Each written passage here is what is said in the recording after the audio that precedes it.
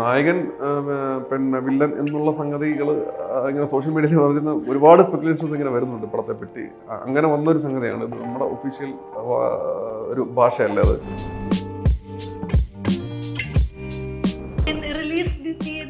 ഇല്ല, കൃത്യമായ ഡേറ്റ് പറഞ്ഞ് തീരുമാനമായിട്ടില്ല. പക്ഷെ ഏകദേശം പരിപാടികൾ അവസാന ഘട്ടത്തിലാണ്. അതുകൊണ്ട് പടം അധികം താമസിയാതെ തന്നെ വരും. അസുരനെ തേടിയുള്ള ദേവിയുടെ യാത്ര എന്നുള്ളത് തന്നെയാണോ അല്ലേ?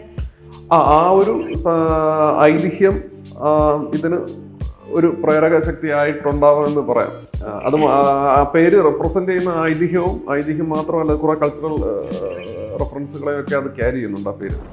തീർച്ചയായിട്ടും മമ്മൂക്കയും നയൻചേട്ടനും ഇവർ രണ്ടുപേരും പല സ്ഥലത്തും ഇമാതിരി ഭയങ്കരമായ പരിപാടികൾ ചെയ്തിട്ടുണ്ട്. അപ്പോൾ അത് നമുക്ക് പേഴ്സണലി നമുക്ക് ലൈഫ് ലോങ് ഓർത്തിരിക്കാൻ പറ്റുന്ന തരത്തിൽ എനിക്ക് മാത്രമല്ല, അത് ത്രൂ ഔട്ട് സെറ്റിനും അങ്ങനെ കിട്ടിയിട്ടുണ്ട്. അത് അങ്ങനത്തെ മൊമെന്റ്സ് ഉണ്ട്. പിന്നെ ഇതില് പിന്നെ ഒറിജിനൽ സോങ്ങിന് ഒരുപാട് പാട്ടുകളുള്ള സിനിമ അങ്ങനെ ഒരു സ്വഭാവമല്ല ഇത്. പക്ഷെ ഒറിജിനൽ സോങ്ങിന് ഒരു കൈൻഡ് ഓഫ് ഇമ്പോർട്ടൻസ് സിനിമയുടെ കഥാഗതിയിൽ തന്നെ ഉണ്ട്. സനൻ മോഹനെ ബേസ് ചെയ്താണെന്ന് നമ്മൾ ഒരിടത്തും അഡ്മിറ്റ് ചെയ്യുകയോ പറയുകയോ അങ്ങനെ ഒന്നും ചെയ്തിട്ടില്ല. അത് എവിടുന്നോ ഏതോ ഒരു സോഴ്സിൽ നിന്ന് വന്ന് സ്പ്രെഡ് ആയിട്ടുള്ളൊരു ന്യൂസാണ്. അതിനകത്ത് നമുക്കൊരു ടേക്ക് എടുക്കാൻ പറ്റില്ല. പക്ഷേ ഇത് ഒന്നിൽ കൂടുതൽ റിയൽ ലൈഫ് ഇൻസിഡൻറ്റുകളിൽ നിന്നും പ്രചോദനം ഉൾക്കൊണ്ടിട്ട് എഴുതപ്പെട്ടിട്ടുള്ള ഒരു തിരക്കഥയാണ്. അദ്ദേഹം ചെയ്യുന്ന ഒരു സിനിമയിൽ ഇടയിൽ സംഭവിക്കുന്ന കഥാപാത്രം ചെയ്യുന്ന ഒരു പ്രവൃത്തിയാണ് എന്തായാലും ഫസ്റ്റ് ലുക്കായിട്ട് വന്നിരിക്കുന്നത്. അപ്പം ആ ചെയ്യുന്ന ഒരു പ്രവൃത്തിയിൽ ആ ഒരു ഇൻസ്റ്റന്റ് വെച്ചിട്ട് അത് ഡെവിളിഷ് ആണോ അല്ലെങ്കിൽ ഒരു വില്ലൻ ക്യാരക്ടർ ചെയ്യുന്നതാണോ എന്ന് നമുക്ക് ജഡ്ജ് ചെയ്യുന്നത് ശരിയായ കാര്യമാണെന്ന് തോന്നുന്നില്ല. കാരണം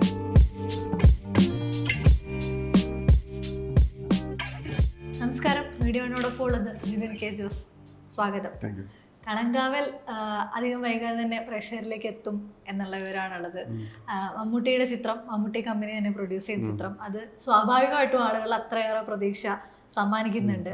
ഒരു ഡയറക്ടർ എന്നുള്ള നിലയിൽ ആദ്യ സിനിമ എത്തുന്നു എന്നുള്ളതിന് അപ്പുറത്തേക്കുള്ള ഒരു എക്സൈറ്റ്മെന്റ് എന്താണ്? ആദ്യ സിനിമ എത്തുന്നു എന്നുള്ളതിനേക്കാളുള്ള എക്സൈറ്റ്മെന്റ്, ഏറ്റവും വലിയ എക്സൈറ്റ്മെന്റ് ഇതിനകത്ത് മമ്മൂക്കയുടെ സാന്നിധ്യം തന്നെയാണ്. അപ്പം നമുക്കറിയാം, നമ്മുടെ മലയാളത്തിൽ സിനിമ ചെയ്യണമെന്ന് ആഗ്രഹിക്കുന്ന എല്ലാവരുടെയും എനിക്ക് തോന്നുന്നു ഏറ്റവും വലിയ സ്വപ്നങ്ങളിലൊന്നായിരിക്കും അദ്ദേഹത്തിനോടൊപ്പം ഒരു സിനിമയിലൂടെ തുടക്കം കുറിക്കാൻ പറ്റുക എന്നുള്ളത്. അപ്പം എങ്ങനെയൊക്കെ നമ്മൾ എഴുതിയ സബ്ജക്റ്റിൻ്റെ പ്രത്യേകതകൾ കൊണ്ടും അത് അദ്ദേഹത്തിന് ഇഷ്ടമായതുകൊണ്ടൊക്കെ അങ്ങനെ ഒരു അവസരം കിട്ടി. അപ്പോൾ ഇതിൽ ഏറ്റവും വലിയ എക്സൈറ്റ്മെൻറ്റ് അങ്ങനെ ഒരു അവസരം കിട്ടിയതും അദ്ദേഹത്തിൻ്റെ കൂടെ ഇത്രയും കാലം സിനിമയ്ക്ക് വേണ്ടിയിട്ട് ചിലവഴിക്കാനും ആ ഒരു അനുഭവത്തിൽ പങ്കുചേരാനും പറ്റി എന്നുള്ളത് തന്നെയാണ് ഏറ്റവും വലിയ എക്സൈറ്റ്മെൻ്റ് ആയിട്ട് കാണുന്നത്. ഇതിനിടയിൽ മമ്മൂട്ടിയിലേക്ക് ചിത്രം എത്തിയതിനെ കുറിച്ച് പറഞ്ഞത് പല രീതിയിൽ സോഷ്യൽ മീഡിയയിൽ സർക്കുലേറ്റ് ആയിട്ടുണ്ടായിരുന്നു. പൃഥ്വിരാജിൽ നിന്നാണ് പിന്നീട് ഇങ്ങോട്ടേക്ക് എത്തുന്നത്. പൃഥ്വിരാജാണ് മമ്മൂക്കയെ സജസ്റ്റ് ചെയ്ത് തുടങ്ങിയിട്ടുള്ള ചർച്ചകൾ സമൂഹ മാധ്യമങ്ങളിലുണ്ടായിരുന്നു. അതിന്റെ ഒരു വസ്തുത എന്താണ്? യഥാർത്ഥത്തിൽ എങ്ങനെയാണ് ഒരു ട്രാവൽ ഉണ്ടായത്? യഥാർത്ഥത്തിൽ ട്രാവല് എന്ന് പറയുമ്പോൾ പിന്നെ നമ്മളിത് എഴുതി തുടങ്ങുന്ന സമയത്ത് കഥയേക്കാൾ ഉപരി കഥയിലോട്ട് ഡ്രൈവ് ചെയ്ത് പോകുന്ന കഥാപാത്രങ്ങളും പ്രധാനപ്പെട്ട ഒരു സംഗതിയാണല്ലോ. അപ്പം കഥാപാത്രങ്ങളെ ഡിസൈൻ ചെയ്ത് എഴുത്തിൻ്റെ ഒരു പ്രോസസ്സിലൂടെ കടന്നു പോകുമ്പോൾ തന്നെ ഇതിനകത്ത് മമ്മൂക്കയുടെ ഒരു സാന്നിധ്യം ഉണ്ടായാലും നല്ലതാണെന്ന് തോന്നി. അത് മാത്രമല്ല, ചിലപ്പോൾ അദ്ദേഹത്തിലോട്ട് എത്തിപ്പെടാൻ കഴിഞ്ഞാൽ ചിലപ്പോൾ അദ്ദേഹത്തിനും ഇഷ്ടപ്പെടാൻ സാധ്യതയുണ്ടെന്നുള്ള ഒരു ആത്മവിശ്വാസവും പാരലലി ബിൽഡ് ചെയ്ത് വരുന്നുണ്ടായിരുന്നു. അപ്പോൾ ഇത് എഴുതി കഴിഞ്ഞിട്ട് ഞാൻ അതിന് വേണ്ടിയിട്ട് ഉള്ള ബോധപൂർവമായ ശ്രമങ്ങളാണ് നടത്തിയത് ആദ്യമേ തന്നെ. അപ്പം അന്നേരം നമ്മൾ സഞ്ചരിച്ച വഴികളിൽ ഞാൻ നേരത്തെ അടുത്തും പറഞ്ഞിട്ടുണ്ട്, വിവേകേട്ടൻ, സാരചേട്ടൻ, ഇങ്ങനെ ചിലർ വഴിയാണ് അതിന് ട്രൈ ചെയ്തത്. അപ്പം ആ പോക്കിൽ ആദ്യം നമ്മളൊന്ന് അപ്രോച്ച് ചെയ്ത് നോക്കിയ ഒരാളാണ്. ഇത് 2 കഥാപാത്രങ്ങൾക്ക് പ്രാധാന്യം ഉള്ള ഒരു സിനിമയാണ്. അപ്പോൾ അതും കൂടെ മനസ്സിൽ വെച്ചിട്ടാണ് പൃഥ്വിയുടെ നമ്മളങ്ങോട്ട് മമ്മൂക്ക എന്നൊരു ഓപ്ഷനെ പറ്റി നമ്മൾ പറഞ്ഞില്ല. പക്ഷേ സ്ക്രീൻ പ്ലേ പറഞ്ഞു കഴിഞ്ഞപ്പം അദ്ദേഹം തന്നെ ഇത് പറഞ്ഞു. അപ്പം നമ്മൾ മൈൻഡിൽ ഇത് തന്നെ ആയിരുന്നു പറയാൻ വേണ്ടി വെച്ചിരുന്നത് എന്നുള്ള രീതിയിൽ നമ്മൾ റെസ്പോണ്ട് ചെയ്യുകയായിരുന്നു ചെയ്തത്. അപ്പം അങ്ങനെയാണ് അതിൽ സംഭവിച്ചത്. അപ്പം പിന്നെ ആൻഡ്രോ ജോസഫ് ഒക്കെ വഴി ആണ് മമ്മൂക്കയിലോട്ട് പോയി പിച്ച് ചെയ്യുകയും ഒക്കെ ചെയ്യുന്നത്. അപ്പം നമ്മൾ പ്ലാൻ ചെയ്യുകയും മനസ്സിലാഗ്രഹിക്കുകയും ചെയ്തിരുന്ന ഒരു കാര്യം അദ്ദേഹം കൂടെ പറയുകയാണ് ചെയ്തത്. അങ്ങനെ സംഭവിച്ച ഒരു സംഗതിയാണ്. അതെ. ഈ മമ്മൂട്ടി കമ്പനിയിലേക്ക് ഇപ്പം നവാഗതരെ സംബന്ധിച്ചിടത്തോളം അതൊരു വലിയ സ്പേസ് തന്നെയാണ്. പ്രത്യേകിച്ചും ഏറ്റവും നല്ല അറ്റ്മോസ്ഫിയറിൽ ഒരു തുടക്കം കുറിക്കാൻ തന്നെ ഒരുപാട് പേർക്ക് സ്പേസ് നൽകുക കൂടെയാണല്ലോ മമ്മൂട്ടി കമ്പനി ചെയ്യുന്നത്. ഈ നിർമ്മാണ കമ്പനിയുടെ കൂടെ ഉണ്ടായിട്ടുള്ള ഒരു ജേർണി അല്ലെങ്കിൽ അതിനകത്തേക്ക് എത്തിപ്പെടാനുള്ള ഒരു മാർഗം ഉണ്ടല്ലോ. അപ്പം എങ്ങനെ ഇപ്പം ഇനി വരുന്ന ഒരു പുതുമുഖ സംവിധായകനെ സംബന്ധിച്ചിടത്തോളം എന്തൊക്കെയായിരിക്കും അതിലേക്ക് ശ്രദ്ധിക്കേണ്ട കാര്യങ്ങൾ, എങ്ങനെയാണ് അപ്രോച്ച് ചെയ്യാൻ പറ്റും? ഇതിപ്പോ ഞാനിപ്പോ പിന്നെ അപ്രോച്ച് ചെയ്ത് പോയ ഒരു പാത്തില് മമ്മൂട്ടി കമ്പനി എന്നുള്ള അതിനൊക്കെ മമ്മൂക്ക എന്നൊരു ഫാക്ടറിനെ മുന്നിൽ കണ്ടാണ് ശ്രമങ്ങൾ നടത്തിയതും ആ ഒരു യാത്ര നടത്തി നോക്കിയതും. അപ്പോൾ ഗ്രാജുവലി പ്രോജക്റ്റ് അദ്ദേഹത്തിന് കൂടെ ഇഷ്ടപ്പെട്ടു, അദ്ദേഹം ചെയ്യാമെന്ന് സമ്മതിച്ചു. അത് പിന്നെ കുറച്ച് നാളം കഴിഞ്ഞിട്ടാണ് അത് കറക്റ്റ് ഷൂട്ട് ചെയ്യാമെന്നുള്ളൊരു തീരുമാനത്തിലോട്ടൊക്കെ മുന്നോട്ട് പോകുന്നത്. ആ സമയത്താണ് മമ്മൂട്ടി കമ്പനി ഇത് നിർമ്മിക്കാമെന്നുള്ള ഒരു തീരുമാനത്തിലോട്ട് വരുന്നത്. എനിക്ക് തോന്നുന്നു അതിൻ്റെ പ്രധാനപ്പെട്ട ഒരു ഡിസൈനിങ് ഫാക്ടർ അദ്ദേഹം തന്നെ ആയിരിക്കുമല്ലോ സ്വാഭാവികമായിട്ടും. അപ്പോൾ അങ്ങനെ ഒരു തീരുമാനത്തിലോട്ട് വന്നപ്പോൾ നമുക്കതൊരു കൂടുതൽ സന്തോഷം തോന്നിയ ഒരു സംഗതിയാണ്. കാരണം അവർ മമ്മൂട്ടി കമ്പനി തുടക്കം തൊട്ടേ ചെയ്തു വരുന്ന സിനിമകളുടെ ഒരു പ്രത്യേകതകളും അതിൻ്റെ ഒരു വൈവിധ്യവും ഒക്കെ കാരണം അതിൽ കുറച്ചും കൂടെ ഒരു സന്തോഷവും ഇതൊക്കെ തോന്നി. പിന്നെ പ്രാക്ടിക്കാലിറ്റിയിലോട്ട് വരുമ്പം മമ്മൂട്ടി കമ്പനി ആയത് കൊണ്ട് വളരെ നല്ലൊരു അനുഭവമായിരുന്നു ടോട്ടാലിറ്റിയിൽ. ജോർജ് ചേട്ടനും സുനിൽ സിംഗ് അങ്ങനെ കുറച്ച് പേരാണ് അതിലെ കാര്യങ്ങൾ പ്രധാനമായിട്ടും ഡീൽ ചെയ്യുകയൊക്കെ ചെയ്യുന്നത്. അപ്പോൾ അവരുടെ ഭാഗത്ത് നിന്ന് പൂർണ്ണമായ സപ്പോർട്ട് ഉണ്ടായിരുന്നു. ഇപ്പോൾ നമ്മളിപ്പം ഫിലിം മേക്കിങ്ങിൽ അറിയാം ഒരുപാട് വെല്ലുവിളികൾ നേരിടേണ്ടി വരും. ലോജിസ്റ്റിക് വൈസ് ആണെങ്കിലും മാനേജ്മെൻറ്റ് പരമായിട്ടാണെങ്കിലും പിന്നെ കാസ്റ്റ് ക്രൂ ഇങ്ങനെയുള്ള ഒരുപാട് മനുഷ്യരെ നമുക്ക് കണക്ട് ചെയ്യും, ഒരുപാട് പേരോട് ഇത് സംസാരിക്കുകയൊക്കെ ചെയ്യേണ്ടതായിട്ടൊക്കെ വരും. അപ്പം നമുക്ക് ആ ഒരു പ്രോസസ്സിലൊന്നും യാതൊരുവിധ ബുദ്ധിമുട്ടും ആൾക്കാരിലോട് കണക്ഷൻ ചെയ്യുന്ന കാര്യത്തിലാണെങ്കിലോ അല്ലെങ്കിൽ നമ്മൾ ഈ പറഞ്ഞ ലൊക്കേഷൻസ് തിരഞ്ഞു പോകുന്നതിനോ ഫിക്സ് ചെയ്യുന്നതുമായിട്ട് ബന്ധപ്പെട്ട് അങ്ങനെ മാനേജ്മെൻറ്റുമായിട്ട് പരമായിട്ട് ബന്ധപ്പെട്ടുള്ള കാര്യങ്ങളിലാണെങ്കിലും ഇത്തരം തിരഞ്ഞെടുപ്പുകളുടെ കാര്യത്തിലാണെങ്കിലും നമ്മൾ പറയുന്ന ഓപ്ഷൻസിനെ അവർ സ്വീകരിക്കുന്ന രീതികളിലൊക്കെ ആണെങ്കിലും വളരെ സൗഹാർദ്ദപരമായും നമുക്കൊരു ബുദ്ധിമുട്ടുണ്ടാകാത്ത രീതിയിലാണ് അവർ ഡീൽ ചെയ്തത്. പിന്നെ സ്വാഭാവികമായിട്ട് ആദ്യമായിട്ട് സംവിധാനം ചെയ്യുന്ന ഒരാളെ ഈ ഒരു പ്രോജക്റ്റ് ഇതുപോലെ ഒരു വലിയൊരു പ്രോജക്റ്റിലോട്ട് അസോസിയേറ്റ് ചെയ്ത് പോകുമ്പോൾ ഒരു പ്രൊഡക്ഷൻ കമ്പനിക്ക് അവരുടേതായ ആങ്സൈറ്റീസ് ഒക്കെ ഉണ്ടാകേണ്ടതാണ്. പക്ഷെ അങ്ങനെ ഉള്ള ഏതെങ്കിലും ഒരു സംഗതികൾ അവർക്ക് ഉണ്ടായിരിക്കുക ഇല്ലെന്ന് ഞാൻ പറയുന്നില്ല എനിക്ക്. പക്ഷെ അത് നമ്മളെ അറിയിക്കുന്ന രീതിയിലുള്ള ഏതെങ്കിലും ഒരു സമീപനമോ ഒന്നും നമുക്ക് ഫീൽ ചെയ്തിട്ടില്ല. അത്രയും കംഫർട്ടബിൾ ആയിട്ടാണ് അവർ നമുക്ക് കാര്യങ്ങളൊക്കെ പ്രൊവൈഡ് ചെയ്തതും ത്രൂ ഔട്ട് ദ പ്രോസസ്സ് നമുക്ക് സപ്പോർട്ട് ചെയ്തതും. അപ്പോൾ അത് അങ്ങനെ ഒരു പ്രൊഡക്ഷൻ നമുക്കിപ്പോൾ നമ്മുടെ കൂടെ പിന്നെ സിനിമ ചെയ്യണമെന്ന് ആഗ്രഹത്തിൽ നിൽക്കുന്നവരും സിനിമ ചെയ്യുന്നവരുമായ സുഹൃത്തുക്കളും പരിചയക്കാരും ഒരുപാട് പേരുണ്ട്. അപ്പോൾ അവരുടെയൊക്കെ അനുഭവത്തിൽ ഒരുപാട് അനുഭവങ്ങളെപ്പറ്റി നമുക്ക് ബോധ്യമുണ്ട്. അതൊക്കെ വെച്ച് നോക്കുമ്പോൾ ഈ കമ്പനിയോടെ വർക്ക് ചെയ്യാൻ പറ്റിയതൊരു ഭാഗ്യമായിട്ട് കരുതുന്നു. തുടക്ക സിനിമ തന്നെ. അതെ. ഈ കഥ നരേറ്റ് ചെയ്ത് കഴിയുമ്പോൾ ഒരു ക്യാരക്ടറിന്റെ ഒരു സ്കെച്ച് മാത്രമായിരിക്കുമല്ലോ നമ്മളൊരു ആക്ടർക്ക് കൊടുക്കുന്നത്. അപ്പൊ മമ്മൂട്ടിയെ സംബന്ധിച്ചിടത്തോളം ആൾക്ക് കിട്ടുന്ന ഒരു വൺ ലൈൻ ആയിരിക്കാം, അല്ലെങ്കിൽ ഈ സ്ക്രിപ്റ്റിൽ എന്താണ് ആ ക്യാരക്ടർ എന്നുള്ളതായിരിക്കാം. ഈ ക്യാരക്ടറിന്റെ ഒരു നരേഷൻ കിട്ടിക്കഴിഞ്ഞ് ഈ കഥാപാത്രത്തിലേക്കുള്ള ഒരു നടന്റെ ജേർണി കൂടിയില്ലേ, അതിന് ആ ഒരു പ്രിപ്പറേഷൻ എങ്ങനെയായിരുന്നു മമ്മൂട്ടിയുടെ? അല്ലെ അതിനകത്ത് എന്തൊക്കെ തരത്തിലുള്ള കമ്മ്യൂണിക്കേഷൻസ് ആണ് അവിടെ ഉണ്ടാവുന്നത്? പ്രധാനമായിട്ടും ഒരു വൺ ലൈൻ ആയിട്ട് പറയുന്നേക്കാളും അത് ഞാനങ്ങനെ നല്ല രീതിയിൽ വൺ ലൈൻ പറയാൻ കേപ്പബിൾ ആയിട്ടുള്ള ഒരാളല്ല എൻ്റെ ഒരു രീതി വെച്ചിട്ട്. ഇപ്പം ഞാൻ സ്ക്രീൻ പ്ലേ കംപ്ലീറ്റ് ആയിട്ടാണ് നെറേറ്റ് ചെയ്യുകയാണ് ചെയ്തത്. അതിനകത്ത് പിന്നെ വിഷ്വലിലും എഡിറ്റിങ്ങിലും മ്യൂസിക്കിലും ഒക്കെ നമ്മൾ ചെയ്യാൻ ഉദ്ദേശിക്കുന്ന കാര്യങ്ങളെ പറ്റിയുള്ള സൂചനകളും എല്ലാം. അപ്പോൾ ആദ്യമായിട്ട് സംവിധാനം ചെയ്യുന്ന ആളെ സംബന്ധിച്ച് അത് ഇച്ചിരി ബുദ്ധിമുട്ടുള്ള പരിപാടിയാണ് നമ്മുടെ മൈൻഡിലുള്ള സിനിമ ഒന്ന് കമ്മ്യൂണിക്കേറ്റ് ചെയ്യുക എന്നുള്ളത്. നമ്മളെ കൊണ്ട് പറ്റുന്ന രീതിയിൽ പൂർണ്ണമായും സിനിമയുടെ ഫോം എങ്ങനെ ആയിരിക്കാം എന്നുള്ളതിൻ്റെ ഒരു ബ്ലൂ പ്രിന്റ് നമ്മൾ കമ്മ്യൂണിക്കേറ്റ് ചെയ്യാനാണ് ശ്രമിച്ചത് അദ്ദേഹത്തിനോട്. അപ്പോൾ അതിൻ്റെ കൂട്ടത്തിൽ തന്നെ കഥാപാത്രവും ഇങ്ങനെ റിവീൽ ചെയ്ത് വരുന്ന രീതിയിൽ തന്നെയാണ് പരിപാടികൾ പോയത്. അപ്പോൾ അദ്ദേഹം ഇത് ചെയ്താൽ എങ്ങനെയായിരിക്കും എന്ന് മനസ്സിൽ കണ്ടുകൊണ്ടുള്ള എഴുത്തിൻ്റെ ചില പരിപാടികളും അതിനകത്ത് ഒബ്വിയസ്ലി ആഡ് ചെയ്തിട്ടുണ്ടായിരുന്നു. അപ്പോൾ സ്ക്രീൻ പ്ലേയിൽ നിന്ന് തന്നെ ഏകദേശം കഥാപാത്രത്തെ പറ്റിയുള്ള ഒരു പിക്ചർ കിട്ടുന്നുണ്ടായിരുന്നു. അത് കഴിഞ്ഞിട്ടുള്ള ചർച്ചകളിലും നമുക്ക് അദ്ദേഹം ചെയ്താൽ എങ്ങനെയായിരിക്കും എന്നുള്ള ചില സങ്കല്പങ്ങളും ഉണ്ടായിരിക്കും. പിന്നെ അദ്ദേഹം വരുന്നതിൻ്റെതായ ഒരു എക്സൈറ്റ്മെൻറ്റും നമുക്ക് കാണുമല്ലോ. അപ്പോൾ നമ്മൾ കമ്മ്യൂണിക്കേറ്റ് ചെയ്യുമ്പോൾ നമ്മളെപ്പോലെ തന്നെ എക്സൈറ്റഡ് ആയിട്ട് തന്നെയാണ് അദ്ദേഹം ആ കഥാപാത്രത്തെയും സമീപിക്കുന്നതെന്ന് നമുക്ക് ഇൻഡയറക്റ്റ്ലി മനസ്സിലാകുന്നുണ്ടായിരുന്നു. അപ്പോൾ അതിന് വേണ്ടിയിട്ടും കഥാപാത്രത്തിൻ്റെ ഇപ്പം അപ്പിയറൻസ് ആണെങ്കിലും ലുക്ക് വൈസ് ബാക്കിയുള്ള കാര്യങ്ങളാണെങ്കിലും അതിലൊക്കെ കൃത്യമായിട്ട് അദ്ദേഹത്തിനും അഭിപ്രായങ്ങളും ഗുണപരമായ ഒരുപാട് അഭിപ്രായങ്ങളും നിർദ്ദേശങ്ങളും അദ്ദേഹത്തിൻ്റെ ഭാഗത്തുനിന്ന് ലഭിച്ചിട്ടുണ്ട്. അപ്പോൾ അതിനുവേണ്ടി അദ്ദേഹത്തിൻ്റെ രീതിയിൽ അത്യാവശ്യം പ്രിപ്പയർ ചെയ്തിട്ടൊക്കെ തന്നെയാണ് ഇപ്പോൾ സെറ്റിലോട്ട് വന്നത് പോലും. അപ്പോൾ പല സീനിലും നമുക്ക് അതുകൊണ്ട് തന്നെ ആ ഫിലിം മേക്കിംഗ് പ്രോസസ്സ് ഭയങ്കര രസമുള്ള ഒരു പരിപാടിയായിരുന്നു. അദ്ദേഹത്തെ പോലെ ഒരു വലിയൊരു നടൻ വന്ന് ഇപ്പം നമ്മൾ എഴുതി വെച്ചിരിക്കുന്ന ഒരു കഥാപാത്രം അല്ലെങ്കിൽ ആ കഥാപാത്രം പറയുന്ന കാര്യങ്ങളും ഇമോട്ട് ചെയ്യുന്ന ഇമോഷൻസും ഒക്കെ ആണെങ്കിൽ പോലും അദ്ദേഹം ചെയ്യുമ്പോൾ അതിനകത്ത് ഒബ്വിയസ്ലി ഒരു ഒരു ഒരു ഒരു എക്സ് ഫാക്ടർ ആഡ് ചെയ്ത് വരുമല്ലോ. അപ്പോൾ ആ ഒരു പ്രോസസ്സിങ് ഭയങ്കര ആസ്വാദികരമായിരുന്നു. അപ്പം അത് മാത്രമല്ല, അപ്പം അദ്ദേഹത്തെ പോലെ ഒരു സീനിയർ ആയിട്ടുള്ള ഒരു നടനാണ്, ഇത്രയും എക്സ്പീരിയൻസും പരിപാടികളൊക്കെ ഉള്ളതാണ്. എന്നാൽ പോലും നമുക്ക് അങ്ങനെ ടെൻഷൻ അടിപ്പിക്കുകയോ ബുദ്ധിമുട്ടുണ്ടാക്കുകയോ ചെയ്യേണ്ട അവസരങ്ങളൊന്നും ഉണ്ടാകാത്ത രീതിയിൽ സ്മൂത്തായിട്ട് പോകാൻ പറ്റി. അത് അദ്ദേഹത്തിൻ്റെ സപ്പോർട്ടും അതുപോലെ നമുക്ക് കിട്ടിയ ക്രൂവിൻ്റെയും പ്രൊഫഷണലിൻ്റെയും എല്ലാവരുടെയും ഒരു ക്യുമുലേറ്റീവ് ആയിട്ടുള്ള ഒരു എഫോർട്ട് അതിന് പുറകിലുണ്ടെന്ന് തോന്നുന്നു. അത് നല്ല അനുഭവമായിരുന്നു. നമ്മൾ സാധാരണ കേൾക്കാറ് മമ്മൂട്ടി വളരെ ക്ഷുഭിതനായിട്ടുള്ള ഒരു മനുഷ്യനാണ് എന്നുള്ള തരത്തിലുള്ളതാണ് കേട്ടിട്ടുള്ളത്. പക്ഷെ ഇതിന് ഷൂട്ട് തുടങ്ങി കുറച്ച് ദിവസത്തിനുള്ളിൽ തന്നെ ഒരു ഫോട്ടോ അപ്ലോഡ് ചെയ്തിരുന്നു, തൊപ്പി വെച്ചിരുന്നു. അതിനുശേഷം മമ്മൂട്ടി എടുത്തൊരു ഫോട്ടോയും അപ്ലോഡ് ചെയ്തിരുന്നു. അതൊന്ന് മനസ്സിലാവുന്നത് വളരെ രസകരമായിട്ടുള്ള ഒരു അപ്രോച്ചാണ് ഉണ്ടായിരുന്നത്. ഇത്ര ഒരു മുൻവിധി മമ്മൂട്ടിയെ കുറിച്ച് ഉണ്ടാവുന്നുണ്ടെന്ന് തോന്നിയിട്ടുണ്ടോ? അല്ല, ഇത് ഈ പറയുന്ന തരത്തിലുള്ള അഭിപ്രായങ്ങൾ പിന്നെ പലരും ഇങ്ങനെ പറയുന്നതാണ്. അപ്പം ഇങ്ങനെ പലതരം അഭിപ്രായങ്ങൾ നമ്മളും ഇങ്ങനെ കേൾക്കാറുണ്ട്. പിന്നെ ഞാൻ പിന്നെ ഒരു സഹസംവിധായകനായിട്ട് ഒരു സിനിമയിൽ അദ്ദേഹത്തിനൊപ്പം വർക്ക് ചെയ്തതിൻ്റെ ഒരു അനുഭവം ഒക്കെ ഉണ്ടായിരുന്നു. പക്ഷെ നമ്മുടെ അതുപോലെ തന്നെ ഇപ്പോഴത്തെ അദ്ദേഹത്തിൻ്റെ നിലവിലുള്ള അദ്ദേഹത്തിൻ്റെ രീതികളും കാര്യങ്ങളെ പറ്റി പല അഭിപ്രായങ്ങളും നമുക്കറിയാം. പക്ഷെ എൻ്റെ വ്യക്തിപരമായ അനുഭവത്തിൽ അങ്ങനെ ഒരു ക്ഷുഭിതമായ ഭാവമോ അങ്ങനെയുള്ള പ്രശ്നങ്ങളോ ഒന്നും നമുക്ക് അഭിമുഖീകരിക്കേണ്ടി വന്നിട്ടില്ല. അദ്ദേഹം കൃത്യമായിട്ട് എന്താണ് കഥാപാത്രം എന്ന് മനസ്സിലാക്കി അതിന് അദ്ദേഹത്തിൻ്റെതായ രീതിയിൽ പ്രിപ്പയറായി വന്ന് പെർഫോം ചെയ്ത് പോകുന്ന അത് നല്ല അനുഭവമായിരുന്നു. അതിൻ്റെ കൂട്ടത്തിൽ പിന്നെ അദ്ദേഹം വളരെ പ്ലസൻ്റായിട്ടും അതോടൊപ്പം ഒരു കൈൻഡ് ഓഫ് എക്സൈറ്റഡ് ആയിട്ടും തന്നെയാണ് ഷൂട്ടിൽ പങ്കെടുത്തതെന്നാണ് എനിക്ക് ഇത് ചെയ്തത്. അപ്പം നമുക്കിപ്പം ചില ദിവസങ്ങളിലൊക്കെ പിന്നെ ലൈറ്റ് നൈറ്റൊക്കെ ഷൂട്ട് പോവുകയും നമുക്ക് അതുപോലെ പല ലൊക്കേഷൻസിൽ പോയി ഷൂട്ട് ചെയ്യേണ്ട സാഹചര്യങ്ങളുണ്ടാകും. എറണാകുളത്ത് ഈ പരിസര പ്രദേശങ്ങളിൽ മാത്രമല്ല, പല കന്യാകുമാരി, നാഗർകോവിൽ, ഇങ്ങനെ പല സ്ഥലങ്ങളിലും പോയിട്ട് ഷൂട്ട് ചെയ്യും. അങ്ങനെയുള്ള കുറേ ചരിത്രം ഇതിനകത്തുണ്ട്. അപ്പോൾ ആ സമയങ്ങളിലൊക്കെ അദ്ദേഹം വളരെ കോപ്പറേറ്റീവായിട്ടാണ് സഹകരിച്ചത്. ഈ പറയുന്ന പിന്നെ ചന്ദ്ര പറഞ്ഞ ആ മൊമെന്റ്സും ഭയങ്കര ചെറിഷ് ചെയ്യാൻ പറ്റുന്ന മൊമെന്റ്സ് ആയിരുന്നു.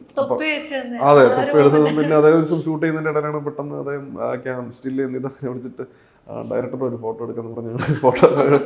അപ്പോൾ അങ്ങനെ ശരിക്കും ആ ഒരു വൈബിൽ തന്നെയാണ് പോയത്. അപ്പോൾ അതുകൊണ്ട് നമുക്കും പ്രോസസ്സ് വളരെ എൻജോയ് ചെയ്ത് പോകാൻ പറ്റി. വളരെ ഹാപ്പി ആയിരുന്നു പരിപാടിയിൽ.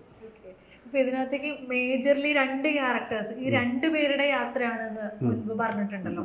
മമ്മൂട്ടിയുടെ അതുപോലെ തന്നെ ഇമ്പോർട്ടന്റ് ആയിട്ടുള്ള ക്യാരക്ടറാണ് വിനായകൻ്റെതെന്നും പറഞ്ഞിട്ടുണ്ട്.